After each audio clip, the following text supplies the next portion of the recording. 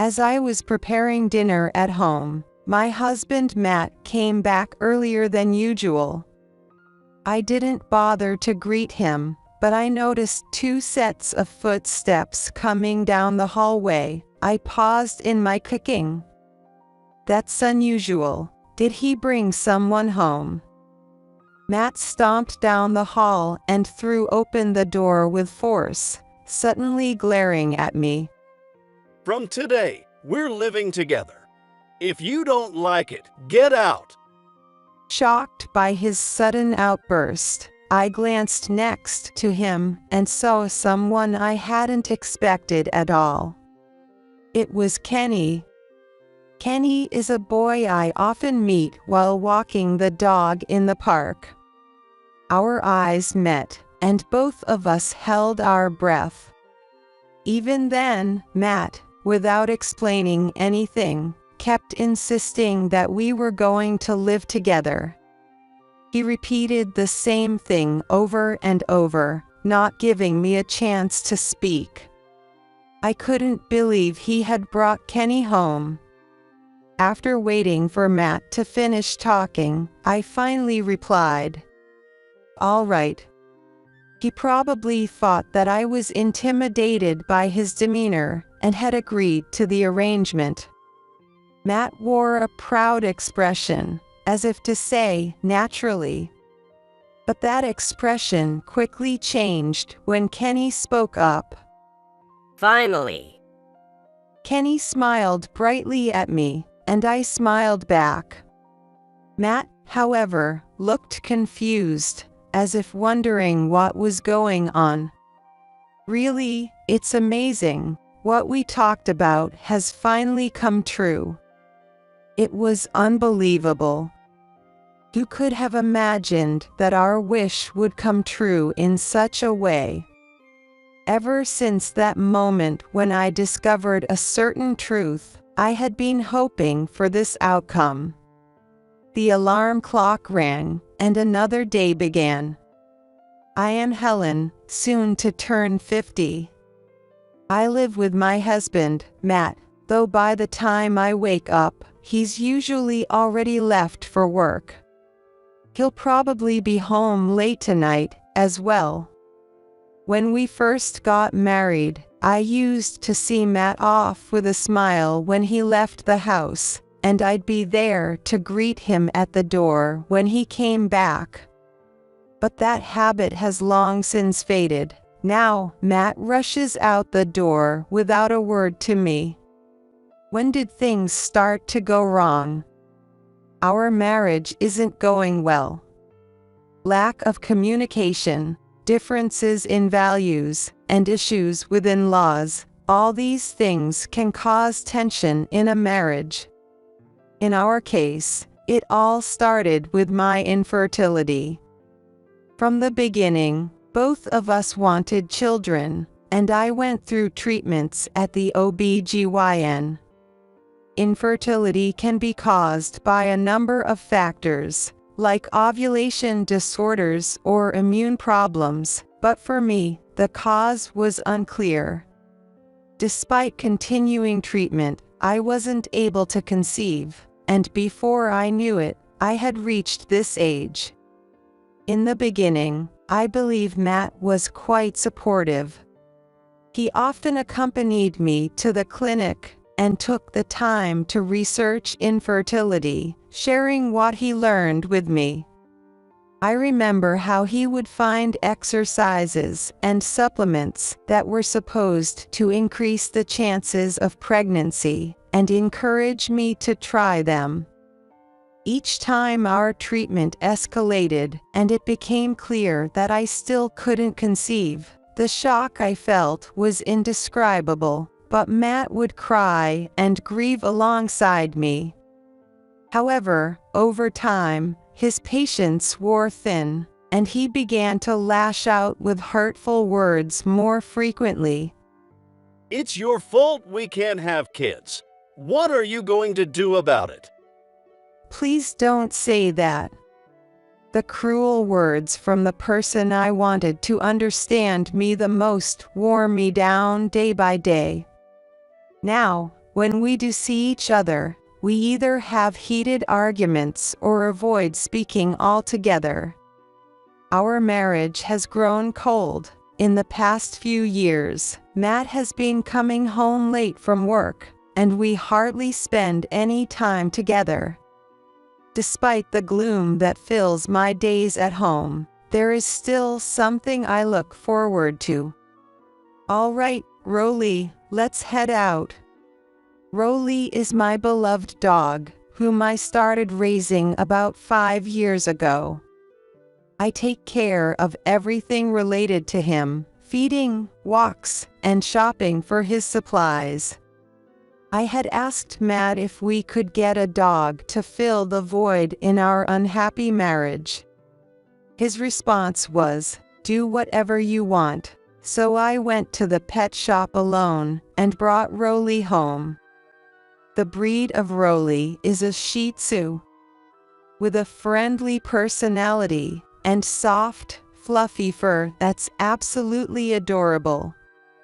His rounded silhouette after a haircut is what inspired his name.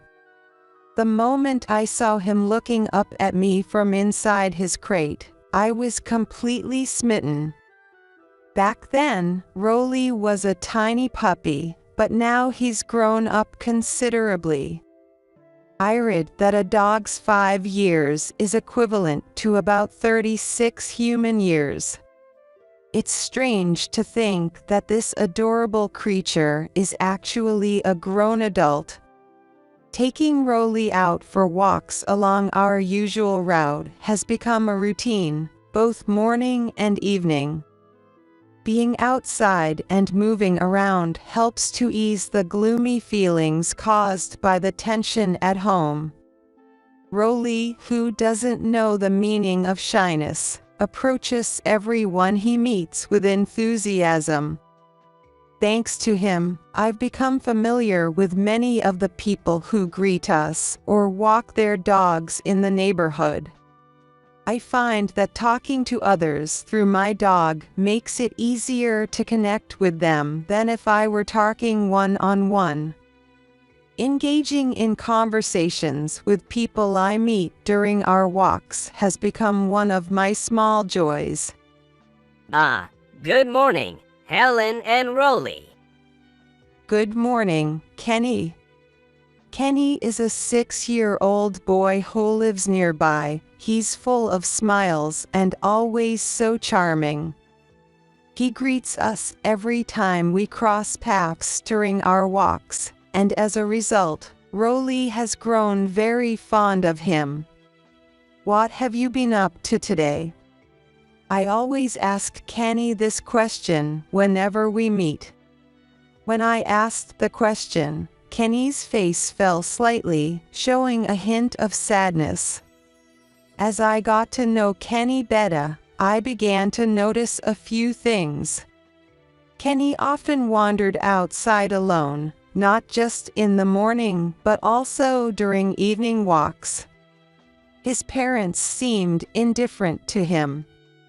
I also noticed that his clothes were often not the right size and a bit dirty, which concerned me. Could he be a victim of neglect? From what I could tell, there didn't seem to be any direct violence involved.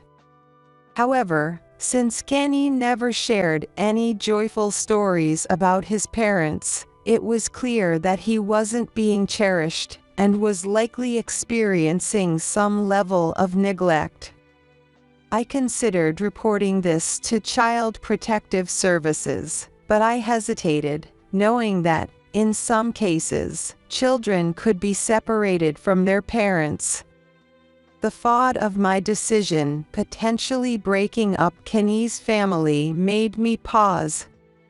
Instead, I decided to listen to Kenny's stories and keep an eye on him daily, so I could step in immediately if something serious happened.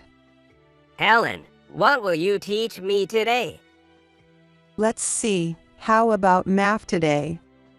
Recently, every time we met, I would teach Kenny something, sometimes schoolwork, sometimes numbers. The park bench had become our regular spot for these little study sessions.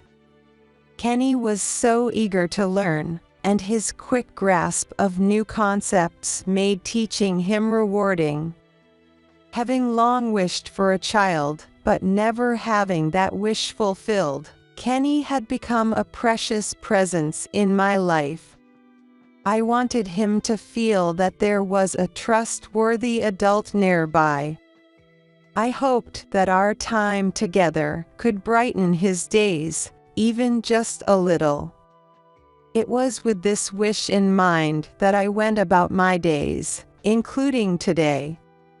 Things changed on a rainy day, about a year after I first met Kenny.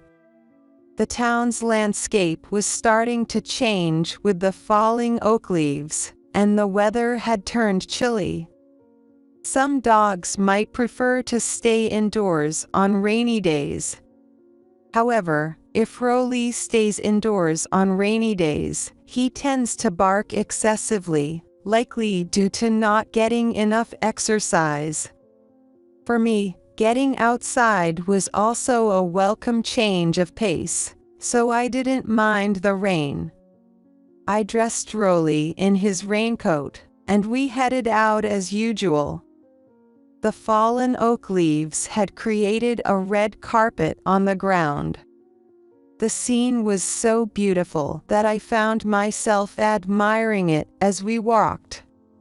Holding the umbrella, I continued along our usual route, when suddenly Rolly bolted.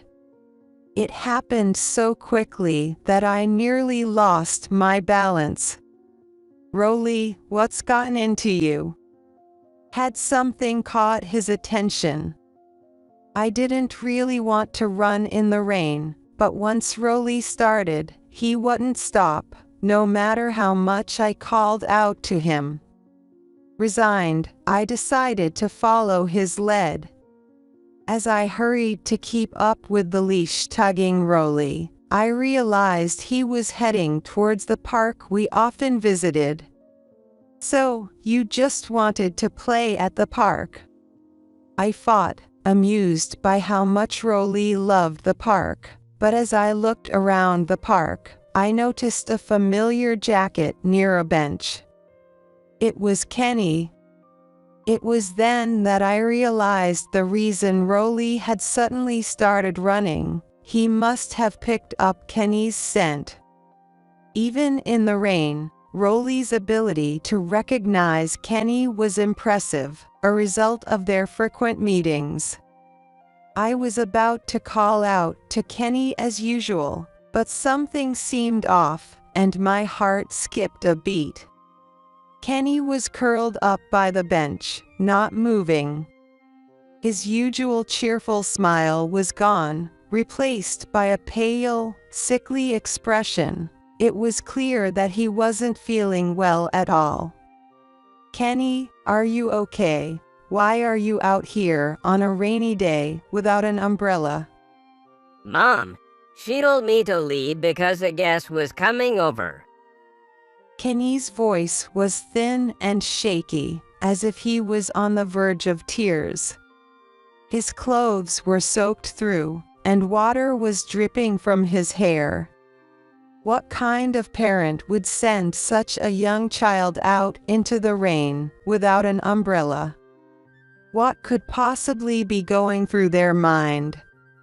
I felt an overwhelming surge of anger, so strong that it brought tears to my eyes. As I tried to figure out what to do, I placed my hand on Kenny's forehead. Even without a thermometer, it was clear he had a fever. He looked too weak to stand. This could be a dangerous situation. At this point, it was beyond something I could handle alone. Without hesitation, I dialed 911 and called for an ambulance. At the same time, I found Kenny's address and personal information among his belongings, and informed his mother that he was being taken to the hospital by ambulance. Kenny's mother, who answered the phone, sounded surprised but quickly responded with a simple "I understand," before hanging up abruptly. Her reaction left me with mixed feelings, but Kenny's well-being was the priority. Even though I wasn't a relative, Kenny held onto my hand tightly, and since I was the only one who knew what had happened, I accompanied him in the ambulance to the hospital. All I could do was grip his hand firmly, hoping with all my heart that he would be okay. When we arrived at the hospital, Kenny was immediately taken to a treatment room and put on an IV drip. When I asked the doctor about his condition, he confirmed that Kenny's illness was due to exposure to the cold. It was no wonder. In a season where it's already chilly just walking outside, getting caught in the rain is bound to make anyone feel unwell. Fortunately, the doctor assured me that Kenny's life was not in danger. With rest and proper nutrition, he should recover. I felt a wave of relief wash over me. After some time, Kenny's mother finally arrived at the hospital. Even though their house wasn't far, it had taken her quite a while to get there. What had she been doing? When I explained Kenny's condition, she didn't express any gratitude toward me. Instead, she looked at me with a deeply annoyed expression. "I'm taking Kenny home. He doesn't need to be admitted to the hospital." While it was true that Kenny's condition wasn't critical, I couldn't help but feel that she was being too hasty, not even listening to the doctor's full explanation before deciding to take him home. But I knew it wasn't my place as an outsider to intervene. Kenny was taken home by his mother, and though I was worried about him, I returned to my own home. It was much later than usual, and when I arrived, the lights were already on. As I opened the living room door, I was met with the sight of Matt, who had returned from work and was looking at me with a furious expression. Hey, where have you been? I come home exhausted, and dinner isn't even ready. The first words out of Matt's mouth were complaints about the lack of a prepared meal. He banged on the table, clearly furious. There was no sign of concern or curiosity about why I was late or what might have happened. Even though he often comes home late without explanation, he expects something different from me. I sighed inwardly but decided to explain what had happened. I told him about the neighborhood boy, Kenny, who was so sick that he looked like he was going to collapse. I explained that I had to call an ambulance and accompany him to the hospital, which was why I was late. Well, if that's what happened, I guess it couldn't be helped. The faint hope that he would say something understanding was quickly shattered. Don't waste your time on someone else's kid. You've just caused more trouble. Nothing good ever comes from you meddling. My hands froze as I was about to take off my coat. With those words, Matt dismissed not just what I had done for Kenny, but everything about who I am as a person. The Matt who once supported me during the early years of our marriage was gone. In the past, I might have argued back, but over time, I had lost the energy to fight with someone who seemed incapable of understanding. After hurling his insults, Matt threw in a final, "Don't do anything on your own again," before storming off to another room. Finally, my long day had come to an end. After that, Our conversations became even more sparse, and the tension between us only grew. The only comfort I found was in having Rolly at home, but whenever Matt was around, I felt uneasy, as if our house wasn't really my home anymore. It seemed that Matt felt just as uncomfortable because he started coming home even later. About a month after our argument about Kenny, something unexpected happened. I was cooking dinner at home when Matt came back earlier than usual. I didn't go out to greet him, but I noticed 2 sets of footsteps coming down the hallway, so I stopped what I was doing. "That's unusual. Did he bring someone home?" Matt stomped down the hallway and threw open the door forcefully. Then he suddenly snarled at me. From today, we're living together. If you don't like it, leave. I was shocked by his sudden outburst, but when I glanced beside him, I saw something I never expected. It was Kenny. Our eyes met, and both of us held our breath.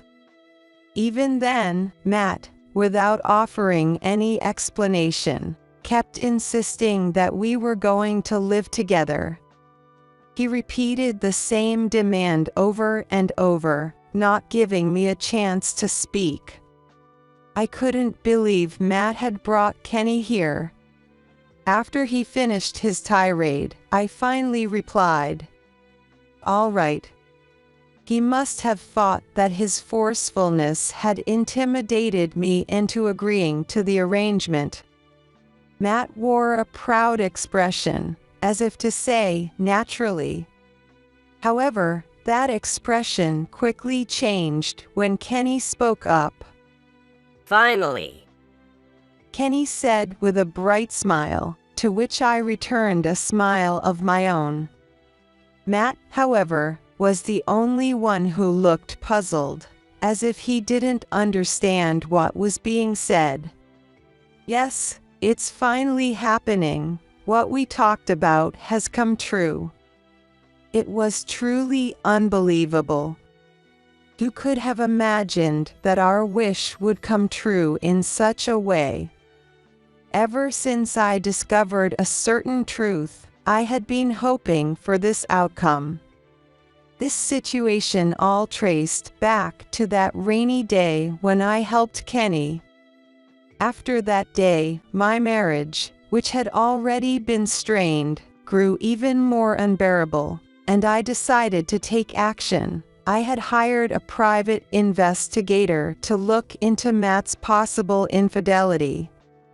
For a while, I had suspected that Matt was having an affair. His late returns were becoming more frequent. It's sometimes he wouldn't come home until the next day. When I asked him about it, he would dismissively say, "It's just part of the job. There are social obligations." He used that as an excuse to belittle me, but I found it hard to believe that a man his age would spend entire nights out drinking. The final straw is his smartphone. He underestimated me, thinking I was clueless about technology, so he didn't even bother to delete his history and casually exchanged messages with a woman, completely oblivious to the fact that I might discover it. Since our relationship had grown cold, I had chosen to turn a blind eye to it, but this latest incident pushed me beyond my limits, leading me to finally hire a private investigator to look into the matter. I also took photos of the incriminating messages on his phone to gather evidence on my own. A few days later, I received a report from the private investigator. When I went to their office, I was informed that Matt was indeed having an affair with a younger colleague from work. They told me it had been easy to gather evidence because Matt met with Emily frequently and walked around town with her openly, without any attempt to hide their relationship. Up until that point, everything had been within the range of what I expected, but the next piece of information left me speechless. Matt had a secret child with Emily. And that child was none other than Kenny, the boy I had grown so fond of. I was struck by just how small the world could be. Unbelievably, Matt had been the one who, along with Emily, had thrown Kenny out of the house whenever they didn't want him around. If it had been just a momentary lapse of judgment, a fleeting affair, I might have found it in me to forgive him. But having a secret child, that was something I could never forgive. To make matters worse, Kenny had just turned 7 recently. We had even celebrated his birthday together at the park. The long years it takes for a baby to grow into a 7-year-old. It meant that Matt had been betraying me for far longer than I had ever imagined, likely from the very beginning of their relationship. Matt bringing Kenny home and demanding that we live together was completely unexpected. However, I was already fully prepared to file for divorce and demand alimony, having gathered ample evidence of his infidelity. I had been planning to confront Matt with divorce papers this week and report the situation to Child Protective Services, but now that he had made the first move, it worked in my favor.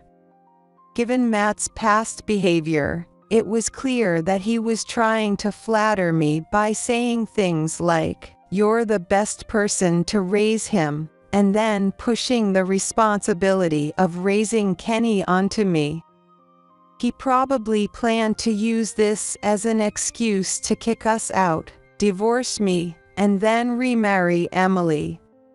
I felt a deep sense of contempt for Matt, who was so shallow and self-centered. But I wasn't foolish enough to fall into his trap. If he thought things would go his way, he was in for a rude awakening. Matt seemed stunned as he watched Kenny and me happily discussing our new living arrangement. I wish you were my mom, Helen. I bet every day would be so much fun. Kenny had once wistfully said to me, "Oh, Kenny, someone like me as your mom." I remember feeling a bit embarrassed at the time and responding. Even though I said that, Kenny was a sincere child, and Rolly had grown very attached to him. Deep down, I had always thought, if only I could be a family with him. Now that I knew the full truth, I made a decision in my heart. I cared more about Kenny than Matt or Emily ever did. I was going to protect Kenny and reclaim my own dignity. You may not have noticed, but I know everything. I know about your affair, and I know that Kenny is your secret child with Emily. An affair? No, that's ridiculous. No, wait. This kid is a relative. His parents had to move overseas for work, but they couldn't take him with them, so they asked for help. It's only natural to help family, right? Matt was clearly shocked that I knew everything. But even now, he thought he could outmaneuver me. He continued to pile lies upon lies without a hint of remorse. What was he thinking, trying to deceive me at this point?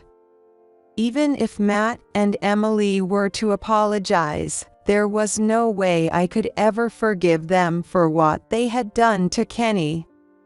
I was also done letting Matt have his way. It seems you won't listen to reason, so I'll have to call the police. Ignoring Matt's attempts to stop me, I called the police and explained the situation to the officers who arrived. I recounted everything, from the day I had to call an ambulance for Kenny after he had been thrown out in the rain, to all the other details of what had happened. As I calmly explained everything to the police, Matt became increasingly enraged, realizing that things were no longer going his way. He continued to hurl insults at me, but the police eventually took him away.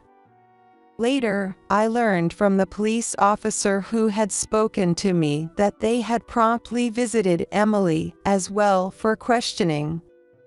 During the investigation, more and more troubling details about Matt and Emily's treatment of Kenny came to light.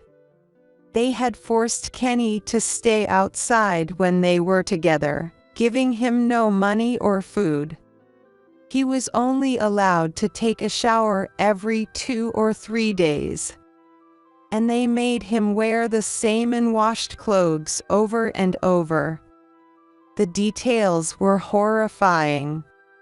Though I had thought there was no physical abuse, it turned out they had been hitting and kicking him in places covered by his clothes, where friends and teachers wouldn't notice.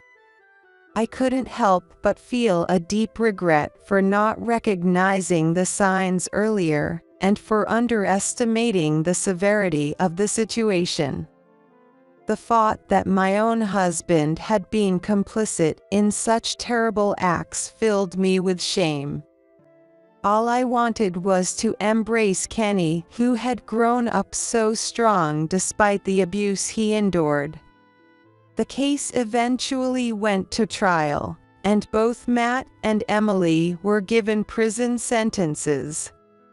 They were convicted of abandoning their responsibilities as guardians and were sentenced accordingly. It was the only appropriate outcome. While I had hoped that they would reflect on their actions, Matt and Emily instead had the audacity to ask Kenny and me to write letters pleading for reduced sentences. A plea for leniency, also known as a petition for reduced sentencing, is a document in which the victims express to the judge or authorities their wish for the perpetrator's punishment to be lessened. In cases such as traffic accidents, I've heard that the relationship between the parties involved after the incident can lead to situations where a plea for leniency might be used. However, there was no way that Kenny, who grew up unloved and mistreated by his parents, or I, betrayed by my husband, would wish for their punishment to be lessened. Even at this point, they were still trying to escape the consequences of their actions. Perhaps the day when they truly regret what they've done will never come for those two. They really are beyond saving. Naturally, we immediately refused their request. In this town, which is generally considered safe, incidents that require police intervention are rare. What Matt and Emily did became a major local news story, reported on by the news channels day after day. In recent years, child abuse has become a significant social issue, frequently covered in the national news as well. It seems that public interest in child abuse has grown significantly. The scrutiny from neighbors directed at the two of them was harsh, and they continued to be whispered about in hushed tones. Their address was even exposed online, causing a major uproar. Although I do feel a tinge of pity, there is nothing more I can do for them. There was no way they could keep this hidden from their workplaces, and as a result, both of them were quickly fired. Given how their names had become infamous, it's doubtful whether they'll ever find stable employment again. They are also required to pay compensation to us, so even after serving their sentences, a life of poverty is likely unavoidable. As for me, after the court proceedings settled down, I went through the process of legally adopting Kenny through a special adoption system, making us officially mother and son. Kenny had spent some time in a children's home, but I registered as a foster parent right away. After a trial period of fostering, we were finally recognized as a family in the eyes of the law.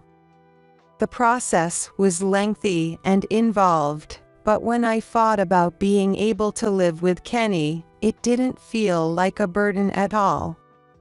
Kenny, let's take care of each other from now on. Yeah, I'm so happy to have you with me, Helen. Despite his young age, Kenny seemed to understand the situation he was in. I was told that he never cried for his birth mother or expressed a desire to return to his old home. Well, how about we start by getting a cake to celebrate? I wanted to sign Kenny up for some lessons, but I wondered what he might be interested in. Then again, maybe there's no need to push him into activities just yet. First, I want to sit down with Kenny and have lots of conversations about everything that's happened so far and what the future holds. I'm determined to shower Kenny with all the love he deserves. With these thoughts in mind, I walked home with Kenny. Surrounded by many adults and adjusting to an unfamiliar environment, Kenny seemed a bit worn out at first. However, as the adoption process was completed and our lives began to settle, he gradually regained his natural brightness. At home, it wasn't just me. Rolly, who had grown very fond of Kenny, was there too. Look, Rolly, it went that way. Kenny and Rolly are as close as ever, spending their time playing chase and tossing toys to each other. The two of them laugh together like brothers. Watching their joyful interactions brought me a deep sense of peace and happiness. Recently, it had become our daily routine to take morning and evening walks with Rolly, Kenny, and me. No matter how brave Kenny acted, I knew he could never fully forget what his biological parents had done to him. And being known as a child who had suffered abuse, there was a chance that others might view him through a lens of prejudice. Thinking about Matt's betrayal still brought a sense of gloom over me. But I knew we had to keep looking forward and live for tomorrow. Hand in hand, Kenny and I would slowly heal our wounds and continue to live peacefully together.